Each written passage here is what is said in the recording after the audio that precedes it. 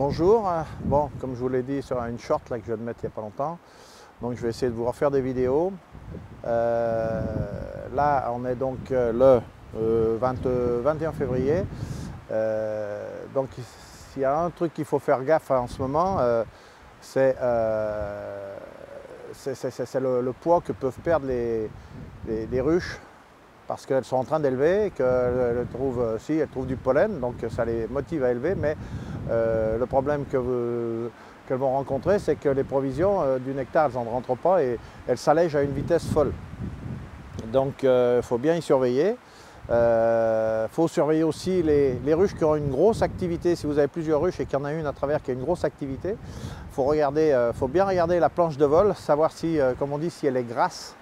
C'est-à-dire qu'elle est en train de se faire piller parce que ça peut être aussi comment dirais-je, des ruches qui sont mortes du varroa, hein, et pas d'autre chose. Hein. Malheureusement, on a beau le traiter, il y en a toujours qui sont plus infestés que d'autres. Et on a beau le traiter en temps et heure, on en a toujours qui partent. J'en ai trouvé une ou deux déjà, moi. Là, je viens de voir sur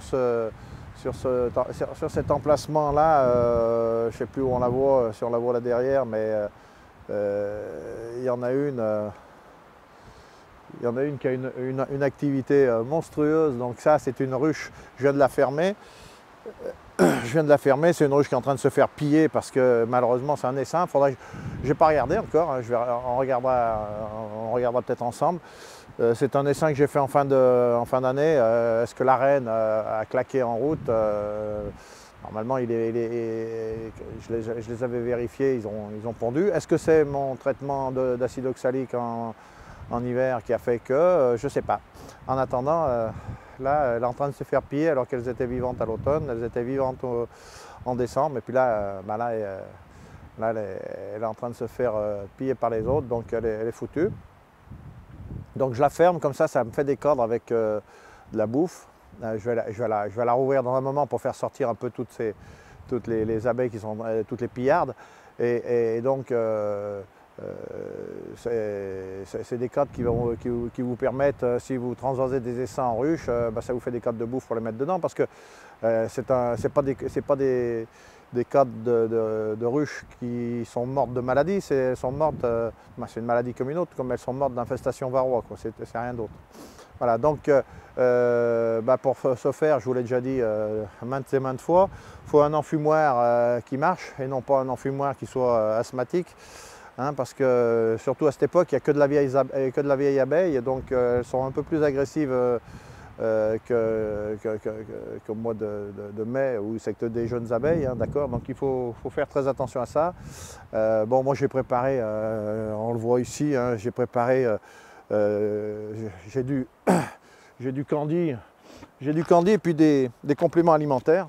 Suivant le poids qu'elles font, c'est soit des compléments qu'elles reçoivent, soit du candy.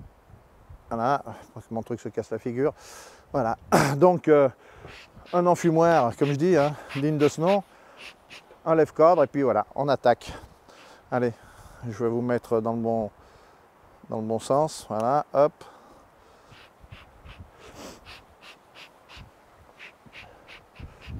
Ouais.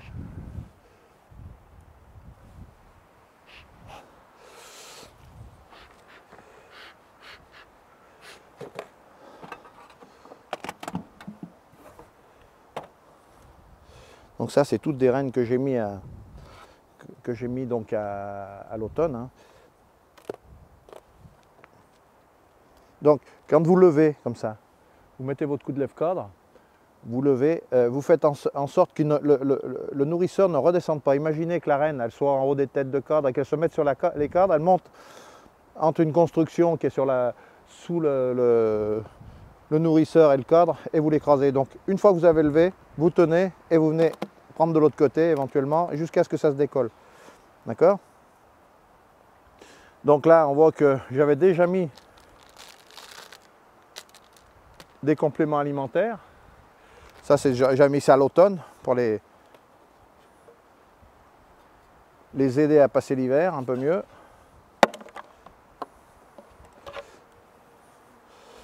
Voilà.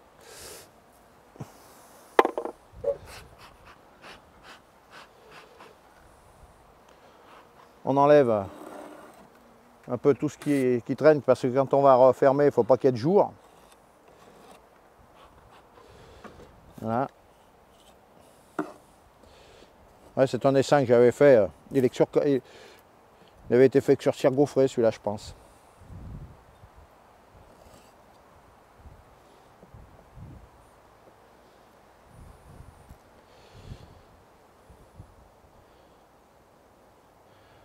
Elle manque absolument pas de nourriture.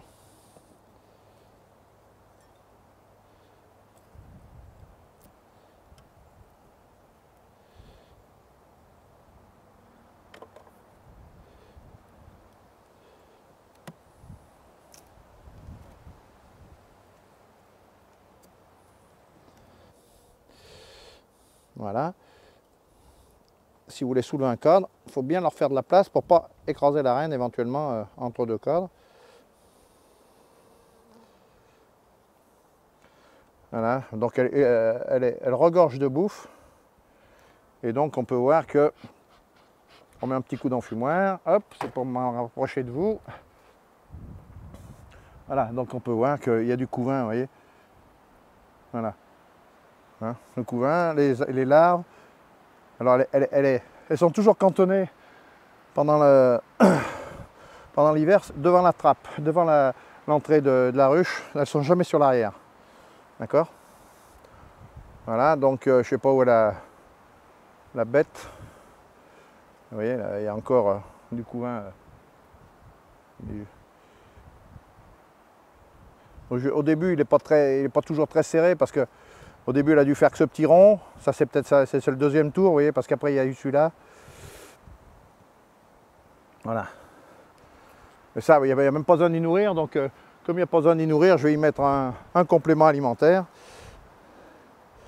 histoire de les stimuler un petit peu.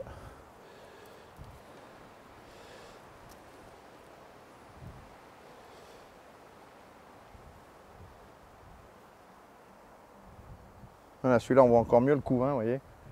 Donc, voilà. Je vois toujours pas ma reine. Mais bon, il ne faut pas chercher la reine systématiquement. Là je la cherche éventuellement, c'est pour éventuellement vous la faire voir, mais comme je vous ai déjà dit, vous soufflez un coup dessus si vous voulez voir ce qu'il y a dessous. Elles ont hors de ça, donc elles s'écartent. Voilà. Donc c'est voilà, une ruche là qui a passé un bon hiver et puis qui n'a pas besoin du tout d'être nourrie. Donc voilà, elle est sur 2 couvains là déjà. Je ne sais pas si le troisième en a.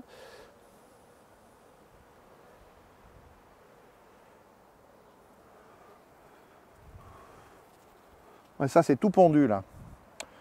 Donc elle s'est pondue là. C'est pondu là aussi. Donc ça fait déjà, on considère que un futur couvain, comme ça fait déjà 3 cadres. Je sais pas si on peut voir quelque chose de là, si on arrive à voir dans les cellules, j'en sais rien. Donc ça c'est tout pondu, fraîchement pondu d'ailleurs.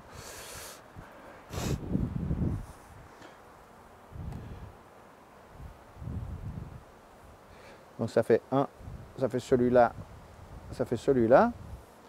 Donc peut-être que celui-là en a aussi, mais je ne sais pas. De ce côté, le nord est de ce côté. Donc systématiquement, le côté de cette ruche, de la ruche est plus froid de ce côté, donc elle pourrait ne pas y être. Mais si, vous voyez, il y a même du couvain operculé là. Ah oui, madame est là. On l'a trouvé là, vous voyez. Je ne sais pas si on la voit. Là oui, on la voit bien là. Oui. Donc elle n'est pas paniquée du tout. C'est pas des gros cadres, hein, c'est même moins gros qu'une main, mais bon, c'est pas vilain.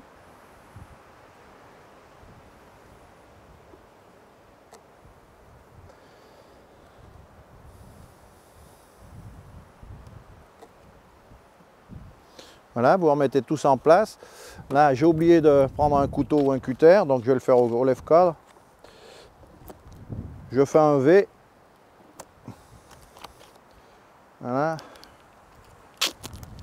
Je tire le triangle là. Vous mettez un coup d'enfumoir pour qu'elles descendent, pour ne pas les écraser. Alors ça, c'est des plaques. Avant, j'avais des boudins. C'est mieux les plaques, mais à cette époque-là, elles sont assez froides. Donc, je vais retourner le nourrisseur quand même. Voilà. Ça, c'est la cage avec sa référence dessus.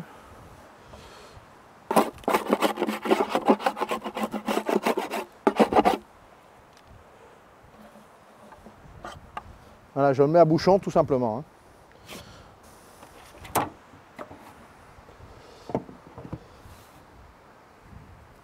Allez, je coupe, je vous ferai voir l'essaim qui est en train de se faire bouffer là-bas pour vous faire voir comment on le reconnaît. Oui, donc je vous parlais comment reconnaître une ruche qui est en train de se faire piller et qui n'est pas en activité. C'est donc les voisines qui sont en train de lui bouffer ses provisions. Je vous fais voir le devant de la planche de vol. D'accord. Et puis je vous fais voir après comment ça se comporte quand on les ouvre. D'accord. Allez. Alors la planche de vol. Donc la planche de vol, ça se passe comme ça. Donc là, moi je l'ai fermée pour pas qu'elle se fasse plus piller. Là, j'y ai vu ça en arrivant ce matin. Hein. Donc, vous voyez, c'est plein de bouts de cire. Et quand on y touche, ça colle. D'accord. Donc on dit que la planche est grasse. Ok. Donc ça, c'est le premier point. Et quand on met un coup d'enfumoir et que ça s'envole de partout, c'est jamais bon signe. Vous voyez, regardez, si j'ouvre, ça c'est toutes les pillardes qui sont en train de se sauver. Alors que si c'était les abeilles de la ruche, elles resteraient dans la ruche, vous voyez. Là, c'est tout en train de s'en aller. Donc ça, c'est une ruche qui est en train de se faire piller complètement. D'accord. Donc elle est complètement morte. Donc on va regarder dedans. Hop, je vous relève un peu.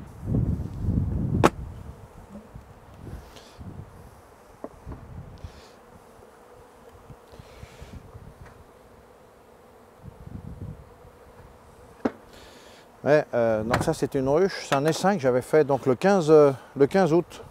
Je l'avais orpheliné, puis j'avais rajouté une reine le lendemain.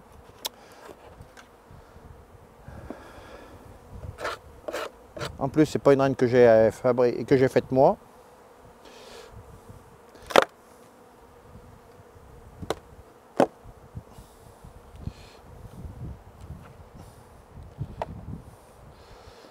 Pareil, c'est des essaims, sont tous sur cire, sur cabre neuf. Alors quand ça vole comme ça, que ça tient pas le cadre, vous dites c'est pas normal. Ouais, puis là, elle manque pas de bouffe. Hein. Donc on va.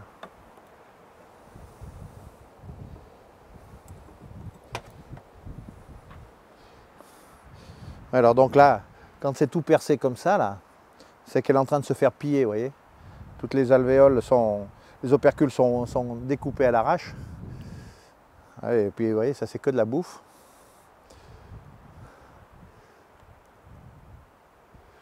On va dézoomer un peu, voilà.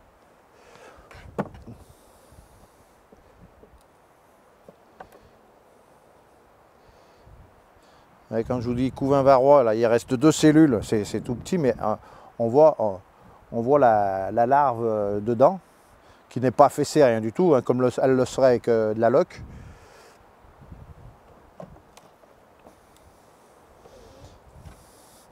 Voilà, couvain varrois, je vous l'avais déjà expliqué l'autre fois. Hop, on voit ici, là, vous voyez, on voit les abeilles qui ont la langue qui sort. D'accord, comme celle-là, là. Vous voyez. Donc ça, c'est typiquement comportement du varrois. Elle n'a plus ses ailes. Voilà, donc ça, c'est ce qu'on appelle le couvain varrois. D'accord, mais encore ici, là, vous en avez une, elle a la langue dehors, vous voyez. Ça, c'est trop grosse infestation. Puis ça, ça date de l'automne, vous voyez. Je vais vous faire voir le couvain d'après. Il a presque été joli, quoi. Hein, voilà. Avec, attendez voir que je vous mette d'aplomb. Les abeilles n'ont même pas réussi à sortir. Voilà. Puis de l'autre côté, bah, il y a la grappe hein, qui a moisi, bien entendu, hein, parce qu'avec l'humidité, elle a moisi pendant l'hiver. Voilà. Ça, c'est une ruche qui s'est dépeuplée à l'automne.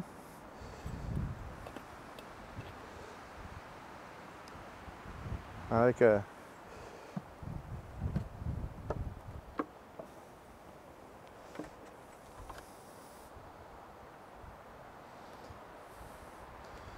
puis c'est pas dire qu'elle manquait de bouffe. Hein.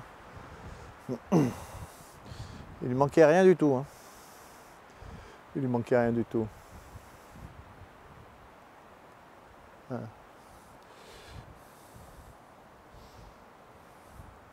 Voilà, voilà.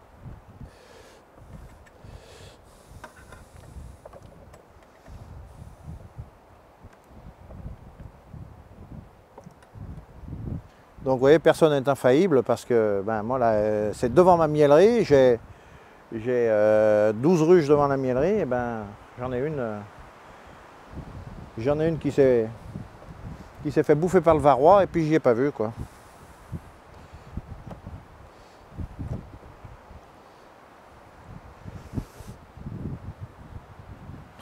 Donc comme je vous dis, ça, j'y ferme pour être sûr qu'elle ne se fasse pas piller. Je la ferme bien et comme ça, je me servirai des cadres pour transvaser comme j'ai des essaims, ça leur fera des cadres de bouffe. Voilà. Alors une dernière chose aussi que je voulais vous dire, là, quand je ferme une ruche là, qui est en train de se faire piller, je ne l'enlève pas tout de suite. Quand on a plusieurs ruches les unes à côté des autres. Pourquoi? Parce que si vous l'enlevez, toutes les pillardes vont arriver, ne trouvant pas la ruche, elles vont se rabattre sur celle d'à côté, l'une ou l'autre, suivant comment elles sont placées. Et si celle d'à côté, elle est un peu faible, elle se fait ramasser. Donc, vous les fermez, vous attendez que ça se calme.